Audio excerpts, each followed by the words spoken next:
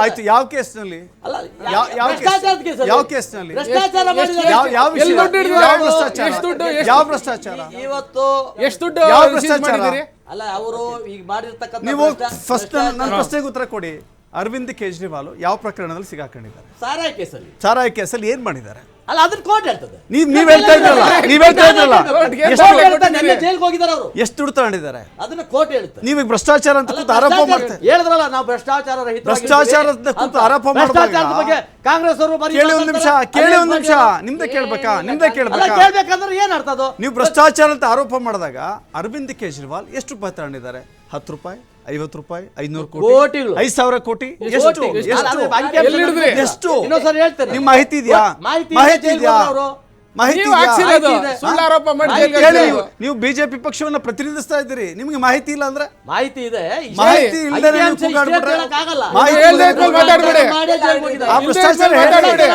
ಏನು ಅಂತ ಹೇಳಿ, ಭ್ರಷ್ಟಾಚಾರ ಏನು ಅಂತ ಹೇಳಿ. ಅಲ್ಲ ಭ್ರಷ್ಟಾಚಾರದ ಸಾರಾಯಿ ಮಾಹಿತಿ ಕೊರತೆ ಇಲ್ಲದೆ ನಾನು ಮಾತಾಡ್ತೀನಿ. ಇದು ರಾಜಕೀಯ ಭಾಷಣದ ವೇದಿಕೆ ಅಲ್ಲ. ರಾಜಕೀಯ ಭಾಷಣದ ವೇದಿಕೆ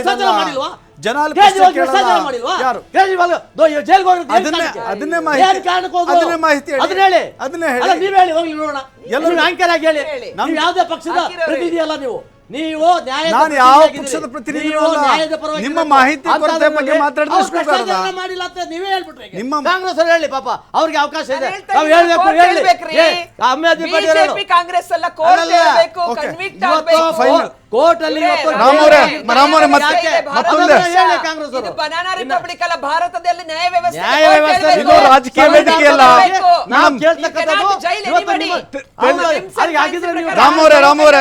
ರಾಮವರೇ ಕೊನೆ ಕಮೆಂಟ್ಸ್ ಸರ್. ಯಾಕಂತ ಹೇಳಿದ್ರೆ ಸುಮಾರು ವಿಷಯಗಳಿದೆ. ಹಿಂದುತ್ವ ಇತ್ತು, ಸರ್ಜಿಕಲ್ ಸ್ಟ್ರೈಕ್ ಇತ್ತು, ಮೋದಿ ಯೋಗಿ ಅಂತ ಹೇಳಿ ಉತ್ತರ ಭಾರತದಲ್ಲೂ ಹೋದ್ರು.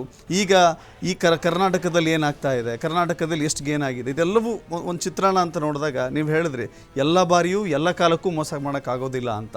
ಇದು ಒಂದು ಎಲ್ಲ ರಾಜಕೀಯ ಪಕ್ಷಗಳಿಗೂ ಒಂದು ಎಚ್ಚರಿಕೆ ಗಂಟೆನಾ ಅಂತ ನೋಡಿ.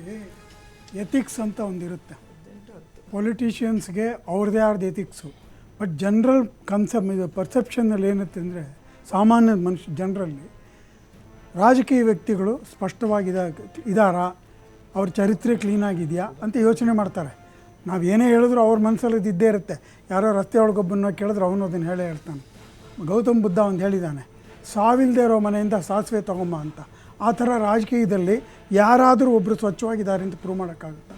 ಸಾಧ್ಯ ಇಲ್ಲ. ಯಾಕೆಂದರೆ ಅವರವ್ರಿಗೆ ಗುಣದ ಸ್ವಭಾವದ ಪ್ರಕಾರ ಆಗಿರ್ತಾರೆ. ಕಳಂಕರಹಿತ ವ್ಯಕ್ತಿಯನ್ನು ಹುಡುಕಕ್ಕಾಗಲ್ಲ. ರಾಜಕೀಯದ ರಾಜರಲ್ಲೂ ಹುಡುಕಕ್ಕಾಗಲ್ಲ, ಅಂಥದ್ದೇನು ರಾಜಕೀಯದಲ್ಲಿ ಹುಡುಕಕ್ಕಾಗುತ್ತೆ. ಬಟ್ ಜನರಲ್ಲಾಗಿ ಹೇಳೋದಾಯಿತು ಅಂತಂದರೆ, ಇವತ್ತಿನ ಪರಿಸ್ಥಿತಿ ಒಳಗೆ ಮತದಾರ ಬುದ್ಧಿವಂತ ಆಗಿದ್ದಾನೆ. ನಾವು ಏನೇ ಮೀಡಿಯಾದಲ್ಲಿ ನಾವು ಕೊಟ್ಟಿರ್ಬೋದು, ಅವರಿಗೆ 300 400 ಬರುತ್ತೆ ಎಲ್ಲ ನಾವು ಹೇಳಿರ್ಬೋದು. ಆದರೆ ಮತದಾರ ಅವನು ಸೂಕ್ಷ್ಮವಾಗಿ ಪರಿಶೀಲನೆ ಆಗಲ್ಲ. ಅದನ್ನು ಜಾಸ್ತಿ ದಿವಸ ಮಾಡೋಕ್ಕಾಗಲ್ಲ. ಈಗ ಅವನು ತೋರಿಸಿದ್ದಾನೆ. ಇವರು ನಾವು 300 400 ಅಂದರು, ಅವರು ಅದನ್ನು 300ಕ್ಕೆ ಇಳಿಸಿದ್ರು ಮತದಾರರು, ಆಯ್ತಲ್ಲ. ಸೊ ಇದು ಹಿಂದಿನವ್ರು ಏನು ಮಾಡಿದ್ರು, ಮುಂದಿನವ್ರು ಏನು ಮಾಡಿದ್ರು, ಇದನ್ನು ವಿಶ್ಲೇಷಣೆ ಮಾಡೋನು ನಮಗಿನ್ನ ಮತದಾರನೇ ಜಾಸ್ತಿ. ಅದರಿಂದ ಈ ಪರಿಸ್ಥಿತಿ ಇವತ್ತು. ಇನ್ನು ಮುಂದೇನು ಮತದಾರ ಎಚ್ಚರಿಸ್ಕೊಂಡ್ರೆ you can see better governments, better people ಅಂತ. ಎಂತ ಚಕ್ರಾಧಿಪತಿ ಆಗಿದ್ರು ಕೂಡ ಜನ ಡಿಸೈಡ್ ಮಾಡಿದ್ರೆ ಒಂದೇ ಸತಿಗೆ ಮನೆಗೂ ಕಳಿಸ್ಬೋದು, ಉಪ್ಪರಿಗೂ ಕೂರಿಸ್ಬೋದು ಅನ್ನೋದಕ್ಕೆ ಇದು ಸಾಕ್ಷಿ ಆಗ್ತಿದೆ. ಧನ್ಯವಾದಗಳು ಸರ್ ನಮ್ಮ ಜೊತೆ ಮಾತನಾಡಿದ್ದಕ್ಕೆ, ತಮ್ಮ ಅಭಿಪ್ರಾಯಗಳನ್ನು ಹಂಚಿಕೊಂಡಿದ್ದಕ್ಕೆ. ಮಹಾಭಾರತ ಮಹಾಯುದ್ಧ ಈ ಡಿಬೇಟ್ ಕಾರ್ಯಕ್ರಮವನ್ನು ಅನೇಕ ವಿಚಾರಗಳಲ್ಲಿ ನೋಡ್ತಾ ಇದ್ದೀವಿ. ಒಂದು ಕಡೆ ವೋಟ್ ಶೇರಿಂಗ್ ಇದೆ, ಆಯಾ ರಾಜ್ಯಗಳಲ್ಲಿ ಯಾವ ರೀತಿ ಫಲಿತಾಂಶ ಬಂದಿದೆ ಅನ್ನೋದ್ರ ಕೂಡ ಗಮನ ಹರಿಸ್ತಾ ಇದ್ದೀವಿ. ಆಮೇಲೆ ಅದರ ಜೊತೆಗೆ ನೋಡಿ ಏನೆಲ್ಲ ಊಹಾಪೋಹಗಳಿತ್ತೋ, ಸಮೀಕ್ಷೆಗಳ ವರದಿಗಳಿತ್ತೋ, ಆ ವರದಿಗೆ ಎಷ್ಟು ಪೂರಕವಾಗಿ ರಿಸಲ್ಟ್ ಬರ್ತಾ ಇದೆ ಅನ್ನೋದನ್ನು ಕೂಡ ನಾವು ಗಮನಿಸ್ತಾ ಇದ್ದೀವಿ. ಸಮೀಕ್ಷೆಯ ವರದಿಯೇ ಬೇರೆ, ಸ್ಯಾಂಪಲ್ ಕಲೆಕ್ಷನ್ನೇ ಬೇರೆ. ಸ್ಯಾಂಪಲ್ ಕಲೆಕ್ಷನ್ಗಳನ್ನು ಎಲ್ಲ ಭಾಗದಲ್ಲೂ ಕೂಡ ಮಾಡಲಿಕ್ಕೆ ಸಾಧ್ಯವಾಗೋದಿಲ್ಲ. ವೋಟ್ ಶೇರಿಂಗ್ ಕೂಡ ನೋಡ್ತಾ ಇದ್ದೀವಿ. 39.77 BJP ಇದ್ದರೆ, NDA ಇದ್ದರೆ, ಕಾಂಗ್ರೆಸ್ 31.71% ಇದೆ. ಅಲ್ಲಿಗೆ ವೋಟ್ ಶೇರಿಂಗ್ನಲ್ಲೂ ಕೂಡ ಬಹಳ ದೊಡ್ಡ ಮಟ್ಟದ ಬದಲಾವಣೆ ಆಗ್ತಾ ಇದೆ. 42.33, 37.26. ಅಲ್ಲಿಗೆ ಬಹುತೇಕ ಕಾಂಗ್ರೆಸ್ ಬಹಳ ದೊಡ್ಡ ಮಟ್ಟದ ಗೇನ್ ಮಾಡಿಕೊಂಡಿದೆ. 10 ವರ್ಷಗಳ ಕಾಲ ಅಧಿಕಾರದಿಂದ ದೂರ ಉಳಿದಿದ್ದಂಥ ಕಾಂಗ್ರೆಸ್ ಅನೇಕ ರೀತಿಯ ಕಾಂಗ್ರೆಸ್ಗೂ ಇದೊಂದು ಪಾಠ. ಯಾಕಂತ ಹೇಳಿದ್ರೆ 10 ವರ್ಷಗಳಲ್ಲಿ ತಿದ್ದುಕೊಳ್ಳಿಕ್ಕೆ ಅವಕಾಶ ಸಿಕ್ತು, ಜನರ ಬಳಿಗೆ ಹೋಗಿದ್ದಾರೆ ಮೈತ್ರಿಕೂಟದ ಪಕ್ಷವಾಗಿ. ಹೀಗಾಗಿ ಒಂದು ದೊಡ್ಡ ಸಂಖ್ಯೆ ನೋಡ್ತಾ ಇದ್ದೀವಿ. ಅನಿಶ್ಚಿತತೆ ಇದೆ, ಯಾರು ಅಧಿಕಾರವನ್ನು ರಚಿಸ್ತಾರೆ ಅಂತ ಈಗಲೇ ಎಲ್ಲವನ್ನು ಕೂಡ ಹೇಳಲಿಕ್ಕೆ ಸಾಧ್ಯವಾಗೋದಿಲ್ಲ. NDA ಮೈತ್ರಿಕೂಟ ಅಧಿಕಾರ ಕಳೆದುಕೊಳ್ತು ಅಂತಲೇ ಹೇಳೋಕ್ಕಾಗೋದಿಲ್ಲ. ಇಂಡಿಯಾ ಮೈತ್ರಿಕೂಟ ಅಧಿಕಾರವನ್ನು ಗಳಿಸ್ಕೊಳ್ತೆ ಅಂತ ಹೇಳಲಿಕ್ಕಾಗೋದಿಲ್ಲ. ಒಂದು ಗೊಂದಲದ ವಾತಾವರಣ ಇದೆ. ಎಲ್ಲವೂ ಕೂಡ ಮೈತ್ರಿ ಪಕ್ಷಗಳ ನಿರ್ಧಾರ. ಇತರೆ ಪಕ್ಷಗಳು ಯಾವ ತೀರ್ಮಾನವನ್ನು ತೆಗೆದುಕೊಳ್ತಾರೆ ಅನ್ನೋದ್ರ ಮೇಲೆ ಈ ಅಧಿಕಾರದ ಗದ್ದುಗೆ ಯಾರು ಹಿಡಿತಾರೆ ಅನ್ನೋದು ಕೂಡ ನಿರ್ಧಾರ ಆಗುತ್ತೆ.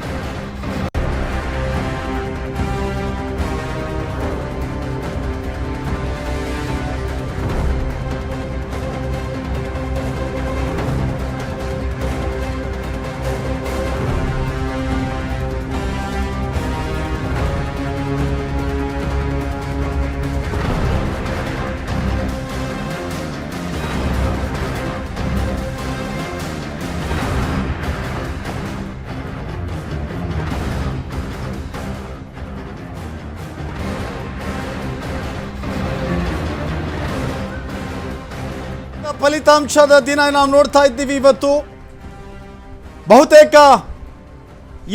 ಇನ್ನು ಕೆಲವೇ ನಿಮಿಷಗಳಲ್ಲಿ ಅಥವಾ ಕೆಲವೇ ಗಂಟೆಗಳಲ್ಲಿ ಪಕ್ಕಾ ರಿಸಲ್ಟ್ ಸಿಗ್ತಾ ಹೋಗುತ್ತೆ. NDA ಏನು ಅಂದ್ಕೊಂಡಿತ್ತೋ ಅದು ಬುಡಮೇಲಾಗಿದೆ ಫಲಿತಾಂಶ. BJP ಏಕಾಂಗಿಯಾಗಿ ಮೈತ್ರಿಕೂಟ ಪಕ್ಷದ ನೆರವಿಲ್ಲದೆ ಅಧಿಕಾರವನ್ನು ರಚಿಸಲಿಕ್ಕೆ ಸಾಧ್ಯವಿಲ್ಲದಂಥ ಸ್ಥಿತಿ BJPಗೆ ಬಂದಿದೆ. BJP ಈವರೆಗೆ 55ರಿಂದ 60 ಸೀಟುಗಳನ್ನು ಮೈನಸ್ ಮಾಡಿಕೊಂಡಿದೆ. ಹೀಗಾಗಿ ಮೈತ್ರಿಕೂಟದ ಪಕ್ಷಗಳ ನೆರವಿಲ್ಲದೆ ಯಾವ ಕಾರಣಕ್ಕೂ ಕೂಡ ಅಧಿಕಾರವನ್ನು ರಚಿಸಲಿಕ್ಕೆ ಸಾಧ್ಯವಾಗೋದಿಲ್ಲ ಅನ್ನೋದು ಇಲ್ಲಿ ಪಕ್ಕಾ ಆಗಿ ಹೋಗ್ತಾ ಇದೆ. ಇನ್ನು ಕರ್ನಾಟಕದಲ್ಲೂ ಕೂಡ ಬೆರಳೆಣಿಕೆಯ ಸೀಟುಗಳನ್ನು ಮಾತ್ರ ಕಾಂಗ್ರೆಸ್ ಗೆಲ್ಲುತ್ತೆ. ಉಳಿದ ಕಡೆ ಕಾಂಗ್ರೆಸ್, ಉಳಿದ ಕಡೆ BJP, JDS ಬಹಳ ದೊಡ್ಡ ಮಟ್ಟದಲ್ಲಿ ಗೆಲುವು ಕಾಣಿಸುತ್ತೆ ಅಂತ ಹೇಳಿ ಸಮೀಕ್ಷೆ ವರದಿಗಳು ಹೇಳಿದ್ವು. ಆದರೆ ಇದೀಗ ಆ ಸಮೀಕ್ಷೆಯ ವರದಿಗಳೆಲ್ಲವೂ ಕೂಡ ಸುಳ್ಳಾಗಿವೆ. ಸಮೀಕ್ಷೆಯ ವರದಿಯ ವ್ಯತಿರಿಕ್ತ ಫಲಿತಾಂಶ ಬಂದಿದೆ. ಆಲ್ಮೋಸ್ಟ್ ಕರ್ನಾಟಕದಲ್ಲಿ 16 BJP, 10 ಕಾಂಗ್ರೆಸ್, 2 JDS. ಕಾಂಗ್ರೆಸ್ ರಾಜ್ಯದಲ್ಲಿ ಅಧಿಕಾರದಲ್ಲಿದೆ. ಅಧಿಕಾರದಲ್ಲಿದ್ದಂಥ ಕಾಂಗ್ರೆಸ್ ಕಮ್ಮಿ ಸೀಟುಗಳನ್ನು ಗಳಿಸಿದ್ರೆ ಬಹಳ ದೊಡ್ಡ ಮಟ್ಟದ ಮುಜುಗರಕ್ಕೆ ಈಡಾಗ್ತಾ ಇತ್ತು.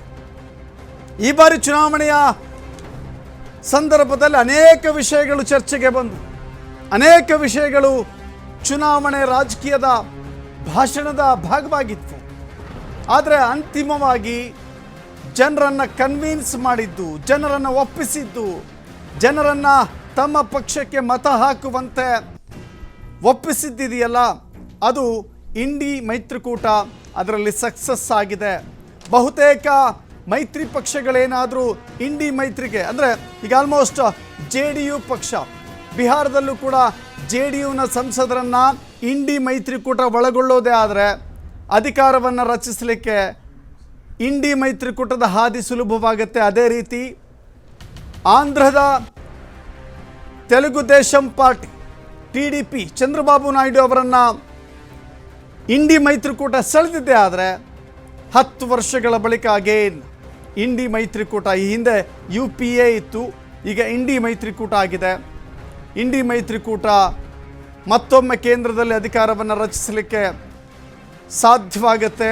ಅದು ನಿಜಕ್ಕೂ ಕೂಡ ಇಂಥ ಫಲಿತಾಂಶ BJP ಊಹೆ ಮಾಡಿರಲಿಲ್ವೇನೋ.